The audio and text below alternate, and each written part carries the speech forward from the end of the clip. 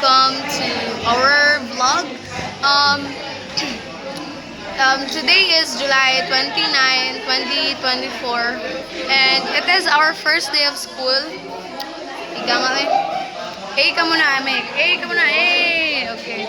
So this year, I am currently grade 12, taking the STEM academic track. Unya ako seatmate kay si Kakay, actually si Kakay dere, pero nag-change pa sila ni Shane. Si Kakay dere, tapos si Shane dere, tapos dili, temporary neighbor, kay balhin-balhin siya. Ay, okay, rotkit siya. Tapos, ang sa akong gilid, ay sa akong likod, si Sai, si Mikay, ang nasa akong likod. Tapos, si Casey, Cheryl, si Daniel Andon, nonchalant one. Tapos, sa tulo ka ate is nasa pinakalikod there, katong na dito sa pinaka-last. So, ingato, nothing important nga nahitabo pa karon, pero nagakita ko transferee, pero dili ka siya gwapo sa person, ay dili ka siya gwapo sa kanang duol. Sa layo okay siya, okay ra.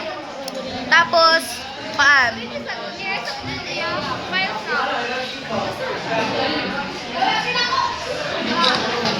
So, how to? Wala pa. Phone review. Messenger review. So,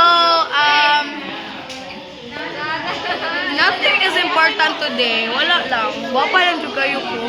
Uy! Ikaw muna. So, si Kakay here. Si Kakay. Mani ako ang pinaka-nonchalant na friend.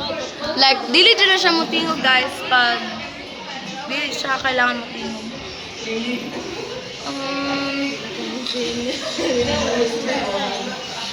So,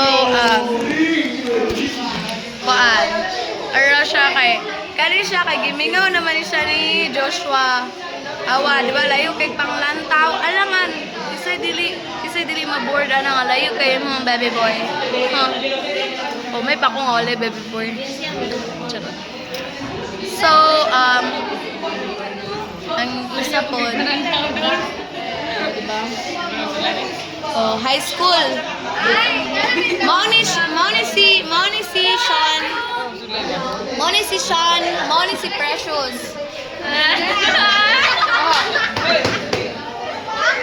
How years? Kakay ba? I know.